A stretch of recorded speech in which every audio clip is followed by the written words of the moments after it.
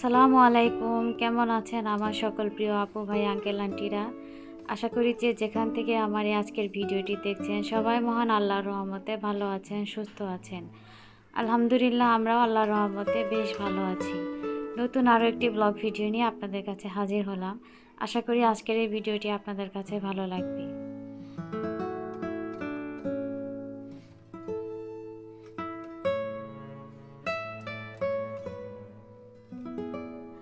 আজকে ঘুম থেকে উঠতে একটু দেরি হয়ে গেছে।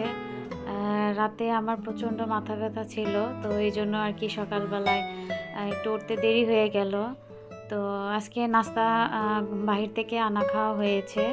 তো নাস্তা খেয়ে আর কি ঘরের কাজে লেগে গেছি। তো বিছানা চাদরটা তুলে ফেলেছি। তো ধোয়া আরেকটি চাদর আমি বিছিয়ে দিচ্ছি। তো ৩-৪ দিন ধরে আবার রোদ দেখা যাচ্ছে এবং বেশ গরমও পড়ছে। তো আসলে রাত্রেও কিন্তু রাতে দিনে মোটামুটি ভালোই গরম লাগছে। তো আবার কারেন্টেও আর কি খুবই ডিস্টার্ব করছে। তো এই ভিডিওটি করতে এসেও আমার অনেকবার কারেন্ট চলে গেছে। তারপরে একটু তাড়াতাড়ি করার চেষ্টা করছিলাম। যেহেতু রুমটা একটু অন্ধকার থাকে, তো আমাকে লাইট জ্বালিয়ে কাজ করতে হয়। তো যাই হোক, এখন চাদরটা একটু ভালো করে চতুর্দিকে আর কি টান টান করে দিচ্ছি। তো তারপরে তো বালিশের কভারগুলো আর কি চেঞ্জ করে দিচ্ছি। তো কাপড় চোপড়ও আজকে কিছু ভেজানো হবে। তো গত 2 দিন কাপড় চোপড় ধোয়া হয়নি। তো আজকে চিন্তা করলাম যে না, এখন কাপড় চোপড় না ধুলে আর হবেই না।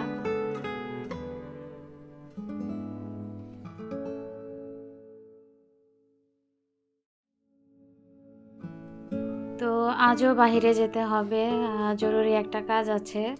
তো আজকেও আমরা দুপুরের দিকে বের হব। তো আসলে যেহেতু এটা অফিসে একটা কাজ, তো অফিস তো আসলে দেখা যায় 5টার সময় বন্ধ করে দেয়। তো এই জন্য আর কি একটু তাড়াতাড়ি বের হব। আর যেখানে যাব মোটামুটি ভালোই দূর, তো একটু আগেই বের হতে হবে। তো এই জন্য একটু ঘরের ক্লিনিংয়ের কাজগুলো করে নিচ্ছি, কারণ বাহির থেকে এসে যদি মানে পরিপাটি রুম পাওয়া যায় তাহলে কিন্তু দেখতে খুবই ভালো লাগে। আর যদি এলোমেলো করে রেখে যায় তাহলে আমার কাছে খুবই খারাপ লাগে, মানে বিরক্ত লাগে আর দেখেও খুব কষ্ট লাগে যে এগুলো আবার করতে হবে। তো এই জন্য আমি একটু ঘরের কাজগুলো করে যাব।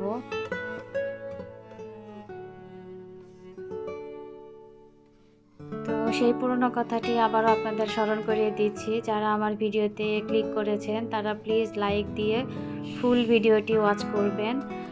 কারণ আপনার একটি লাইক আমার কাছে কিন্তু মহামূল্যবান, এবং আপনার লাইকের মাধ্যমে কিন্তু আমার ভিডিওটি অন্যজনের কাছে পৌঁছাতে সাহায্য করবে। আর যারা আমার চ্যানেলে আজকে নতুন এসেছেন, আমার ভিডিওর কোনো অংশ যদি আপনার কাছে একটু ভালো লেগে যায় তাহলে প্লিজ আমার চ্যানেলটিকে সাবস্ক্রাইব করে রাখতে পারেন।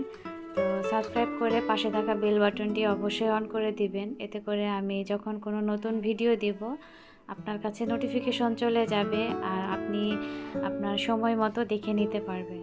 তো এই তো আমার বেডরুমটা গোছানো হয়ে গেছে। তো বাহিরে প্রচুর পরিমাণে রোদ উঠেছে, এই যে দেখেন।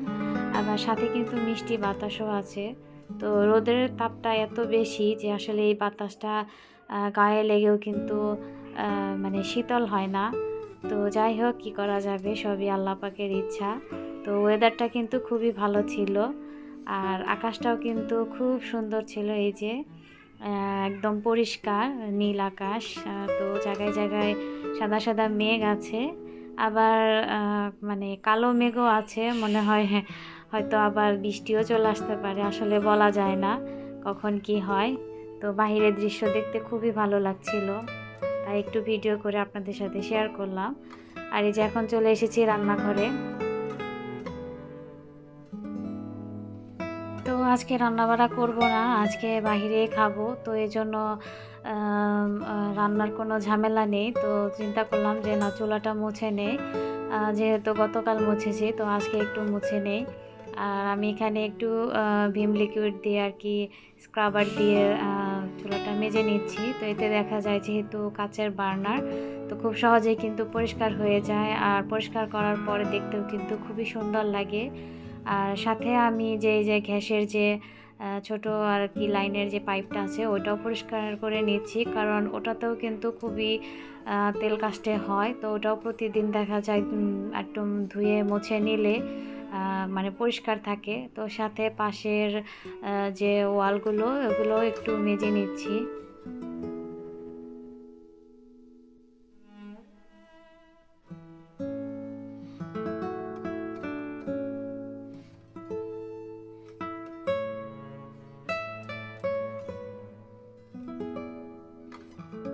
তো এই তো আমার মাজা হয়ে গেছে। এখন একটা ভেজা কাপড় দিয়ে আমি মুছে নিচ্ছি ভালো করে। কারণ ভেজা কাপড় দিয়ে যদি একটু ভালো করে মুছে নেওয়া হয় তাহলে কিন্তু আরও বেশি ফ্রেশ লাগে দেখতে।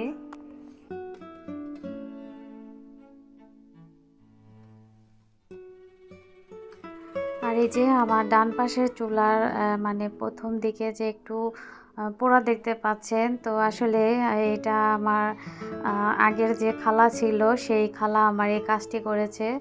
তো ওনাকে চুলা মুছতে বলেছিলাম, তো উনি তো ইতিহাস বানিয়ে দিয়ে গেছে যাতে সারা জীবন ওনার কথা আমার মনে থাকে।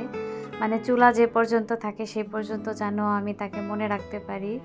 তো উনি আসলে এটা আসলে বুঝেও করেনি। তো যাই হোক, এই কারণে নিচের যে ডিজাইনের যে কাগজটা থাকে সেটা আর কি পুড়ে গেছিলো, এই জন্য এরকম দেখতে লাগছে। তো যাই হোক, আমার কাজের খালা এসে আমাকে কাপড় চোপড়গুলো ধুয়ে দিয়ে গেছে আর ঘরটাও মুছে দিয়ে গেছে। তো আমি এখন কাপড়গুলো আর কি মেলে দিব। তো আমি যেহেতু খালাকে দিয়ে কাপড় ধোয়াই, তো আমি কিন্তু খুব বেশি কাপড়ও ভিজাতে পারি না। কারণ আমি ওনাকে বলি যে আপনি যেটুকু পারবেন সেটুকুই কাপড় ধুয়ে দেবেন, কারণ চাপ নেওয়ার দরকার নেই। কারণ উনিও তো মানুষ, যেহেতু অনেক বাসায় কাজ করে, ওনারও হয়তো খারাপ লাগে। আর বেশি পরিমাণে কাপড় ধোয়ার পরে যদি উনি আবার ভালো করে না পরিষ্কার করে, তো নানান দিকে চিন্তা করে আর কি আমি কাপড় চোপড় একটু বুঝে শুনে আর কি ভিজাই। তো উনিও খুশি হয় আর আমিও খুশি হই। তো আসলে কি করব, এত সুযোগ সুবিধা দিয়েও কিন্তু খালাদের কাছ থেকে ভালো কাজ এবং ভালো কিছু পাই না। তো মাঝে মাঝে তো বেশিরভাগই ফাঁকি দেয়। তো আমাদের সালমা আপু কিন্তু খুব সুন্দর করে এই বুয়াদের আর কি সুন্দর করে বলতে পারে। তো আমি তো আসলে এরকম বলতে পারি না। তো আমি সালমা আপুর যখন ভিডিওগুলো দেখি আমি কিন্তু খুব হাসি আর আমার ভালোও লাগে। তো যাই হোক, এখন কাপড় চোপড়গুলো মেলে দিয়ে তারপর অফ ক্যামেরায় গোসল সেরে আর কি বের হয়ে যাব, যেহেতু খুবই তাড়াহুড়া করছে ওইদিকে আমার হাজব্যান্ড।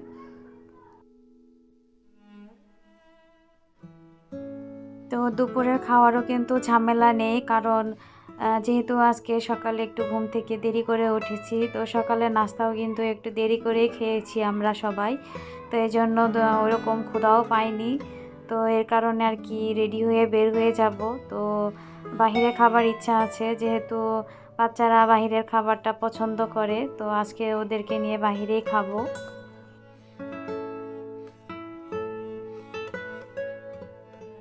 তো একবার হাজব্যান্ডকে বলেছিলাম তুমি যাও, তুমি যে কাজটা শেষ করে আসো।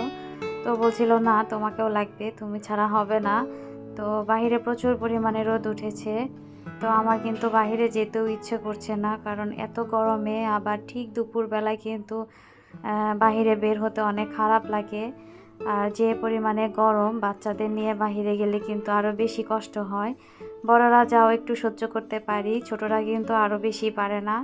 তো আমাকে বলছিল বাইকে যাব, সমস্যা হবে না, বাতাস লাগবে।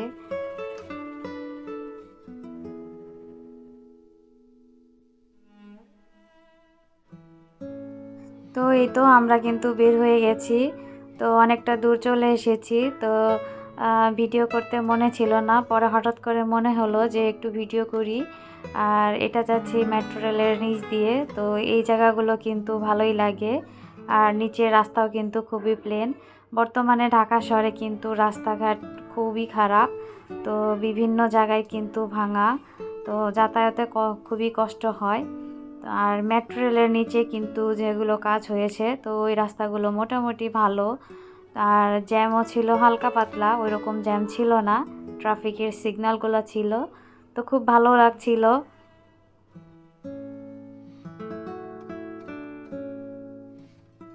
তো আমার ছোট বাচ্চা হওয়ার আগে আমরা প্রচুর পরিমাণে বাইরে বের হতাম, মানে সপ্তাহের একটা দিন আমাদের বের হতেই হতো। তো বড় মেয়েকে নিয়ে প্রচুর ঘুরেছি, মানে ঘুরে বেরিয়েছি, খুবই ভালো লাগতো। আর এখন আসলে ওই রকম বের হওয়া হয় না। তো যাই হোক, কাজ শেষ করে একটু হাতিলের শোরুমে এসেছিলাম একটু ফার্নিচার দেখতে। তো দেখা যাক কি হয়, ইচ্ছা আছে। তো যখন আসলে কেনাকাটা করব তখন তো আপনাদের সাথে শেয়ার করব। তো আজকে একটু দেখতে এসেছিলাম। আর মানে জমকালো ডিজাইন আমার একদমই ভালো লাগে না, এখন একদম সাদাসিধেই ভালো লাগে। তো দেখা যাক কি হয়। আর এই সোফাটা কিন্তু বেশ সুন্দর ছিল। তো জায়গা যদি বেশি থাকতো তাহলে এই ধরনের সোফাই নিতাম। তো খুবই ভালো লাগছিল, কালারটাও সব মিলিয়ে খুব সুন্দর ছিল। তো এই তো আমরা সব কিছু দেখে নিচ্ছি। এই দুটি চেয়ার আমার কাছে বেশ ভালো লাগছিল, দেখতেও খুব কিউট। তো যাই হোক, আমি ভিডিও শেষ পর্যায়ে চলে এসেছি। ফিরে আসবো আগামীতে নতুন কোনো ব্লগ ভিডিও নিয়ে। সে পর্যন্ত আপনারা অনেক বেশি ভালো থাকবেন, সুস্থ থাকবেন। আল্লাহ হাফেজ।